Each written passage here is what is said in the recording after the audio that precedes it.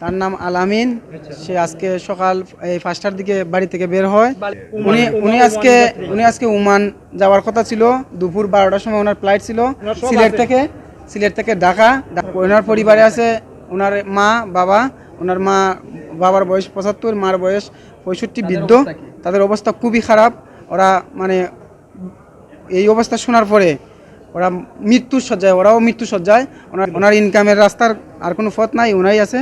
আর ওনার বাড়ি ঘর সব বন্ধক দিয়া ওই ভিসা কিনে আজকে স্যার ফ্লাইট হয়েছে, ওই তো আসছিল। কিন্তু সে আজকে এনাগাড়ির এই ড্রাইভারের কারণে সে তার আজকে দুর্ঘটনা এইরকম হয়। সাইটে ট্রাক দাঁড়ানো ছিল, এই ট্রাকের মধ্যে সে ধাক্কা দিছে, কিন্তু সংঘর্ষ মুখোমুখি হয় নাই। এনাগাড়িতে ট্রাকে ধাক্কা দেয়। ট্রাক সাইডে ছিল দাঁড়ানো। তার গলার মধ্যে আপনারা দেখুন, তার গলার মধ্যে 50টা সেলাই আছে। এই যে তার গলা, এই গলার মধ্যে 50টার উপর সেলাই আছে। চোখ চলে গেছে অলরেডি। আমরা ওনার চিকিৎসা দাবি করছি, আর যে এনাগাড়ির ড্রাইভার তার দৃষ্টান্তমূলক শাস্তি দাবি করছি।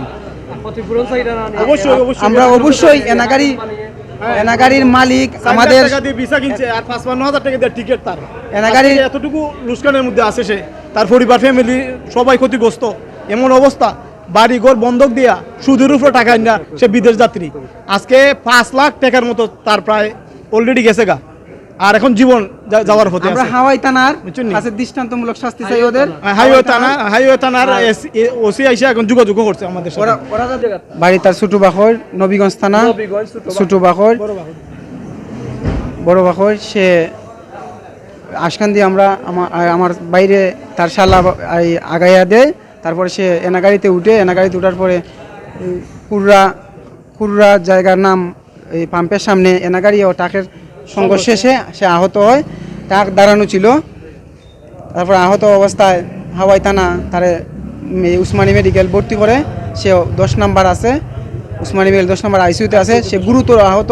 এনাগাড়ির কোনো লোক তারে দেখতে আসে নাই। সে এখন বিপজ্জনক অবস্থায় আছে। তার মানে তার জানটা শুধু খালি আছে, সে কোন সময় মারা যায় বলা যায় না। তারা আমার সাথে হাওয়াই থানা যোগাযোগ করে। হাওয়াই থানা বলছে যে এনাগাড়ির কাউন্টারের লোক না আমার সাথে যোগাযোগ করছে, কিন্তু ওরা আমার রুগীকে চিকিৎসা দিব দূরের কথা, দেখতেই আসে নাই। ঘটলো এনাগাড়ি মাইরা দিছে, আরেক গাড়ি ট্রাকের পিছনে মাইরা দিছে। তারপরে যায় লোকজন ধরাধরি করে এখানে নিয়ে আসছে।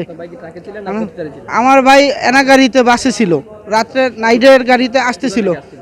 ও ঢাকা মহাখালীতে আসতেছিল, সিলেট আসতেছিল। জি সিলেটে আসতেছিল। এই করুয়া বাজারের ওই জায়গায় গাড়ির পিছনে এনাগাড়ি মাইরা দিছে। মাইরা দেওয়ার পরে গুরুতর আহত হয়েছে। আমার ভাই 2টা পা অলরেডি ভাঙে গেছে, পিছনে মেরুদণ্ড ভাঙে গেছে, তার গার সমস্যা হয়ে গেছে। খুবই জঘন্য অবস্থা হয়ে গেছে। এখন আমার ভাই ইনসেপ্টা অফিসে চাকরি করে। ও আসছে কালকে আমার কাছে, ঢাকা থেকে সিলেট আমার কাছে আসছে আর কি দেখা করতে। ছুটি পাইছে 2 দিনের, ঢাকাতে আসছে দেখা করতে। এখন আজকে এই অবস্থা সকালবেলা। এখন পর্যন্ত একটা লোক কোনো খোঁজ নিল না, কোনো খবর নাই, তাদের কোনো নাই, কোনো পুলিশ প্রশাসন এটার কোনো ব্যবস্থা নিল না। আমাদের চিকিৎসা নাই, ফালায় রাখছে, অপারেশন কইরা ফালায় রাখছে, এই 2 পাও বাইন্দা ফালায় রাখছে। আর কোনো খোঁজ খবরই নাই, কোনো চিকিৎসার কোনো নাই। তাইলে আমরা কি করব এখন? দুনিয়ার টাকা সকাল থেকে পর্যন্ত খরচ করার পরে যেভাবে আছে ফালায় রাখছে 2টা পাও বাইন্দা। আর পিছনে তো গার একটা বেল দিয়ে আটকায় থুয়ে দিচ্ছে। আর কোনো খোঁজ খবর নাই, কোনো চিকিৎসা নাই। তাহলে পুলিশ প্রশাসন বা কোনো এনার কর্তৃপক্ষ লোক আইসা কোনো খোঁজ খবর নিল না।